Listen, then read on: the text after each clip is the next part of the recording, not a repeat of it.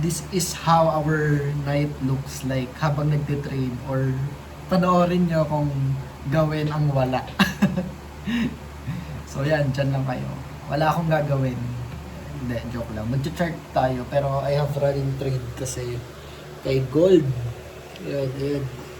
So mamaya, and so ganyan lang, chill lang talaga. Na parang wala ka lang ginagawa halos.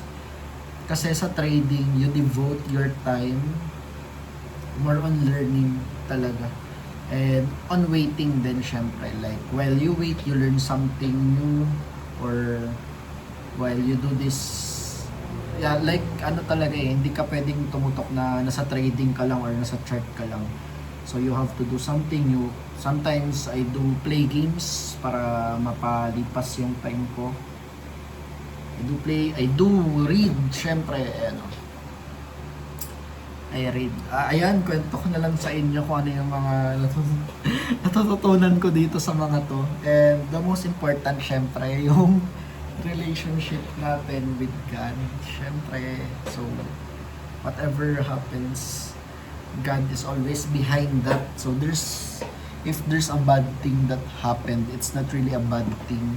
Well, I cannot say it kasi iba-iba pa rin nararanasan ng bawat tao. Pero,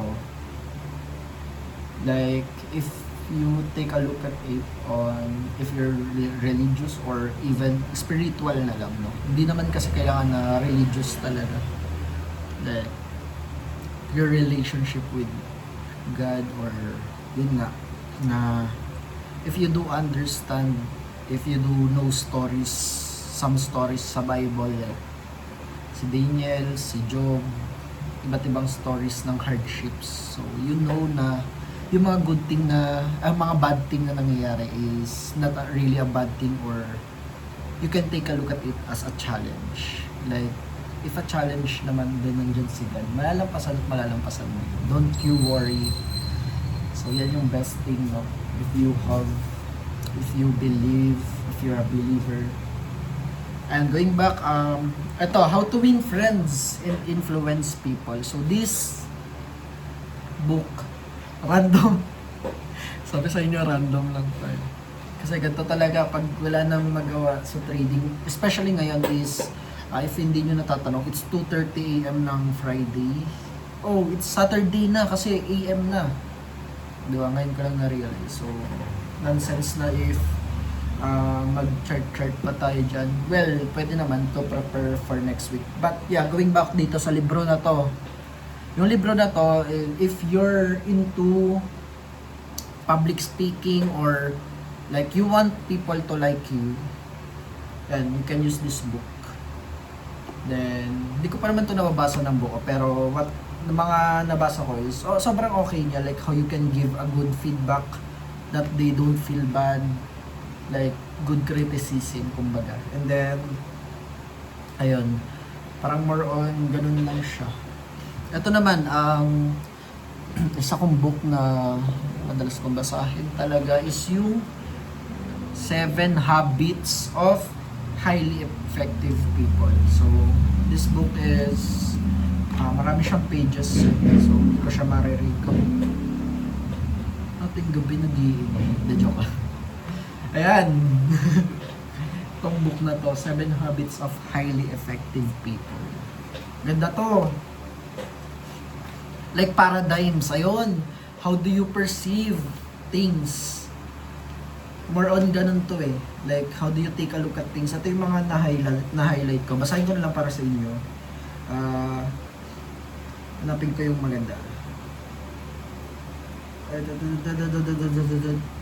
Basta. Basahin nyo na lang. Bili kayo. Binili ko to. Ito binili ko sa Shopee lang kasi tipid ako eh. Titipid ako nung time na to.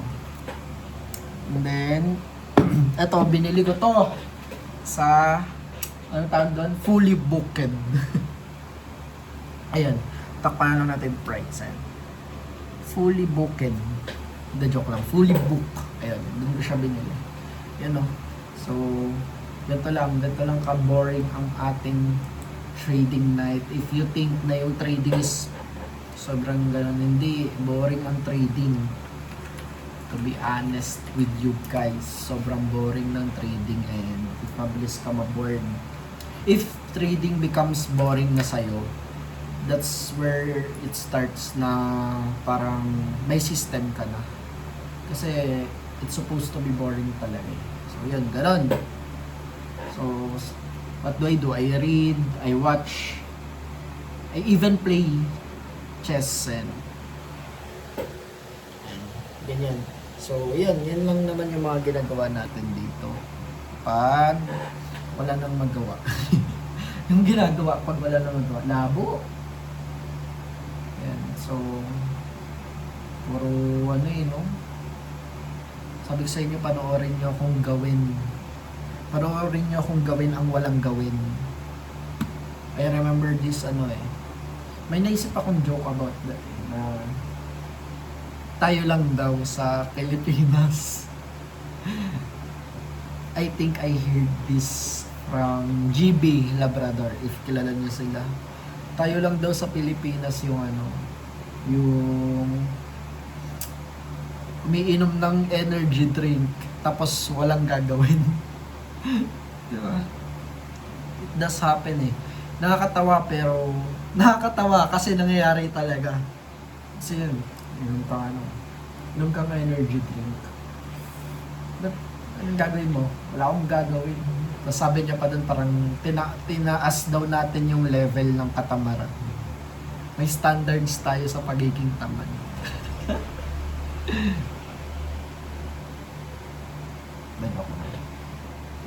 Ayun, so I think any piece of cake na pwede nyo makuha dito. Bakit ako nag-decide na i-record to? So yun, I just want you to know na ang trading is boring talaga by nature. Trading is boring. You spend more time not on trading itself. You spend more time on studying the markets. You spend more time working on yourself. You spend more time on your trading psychology.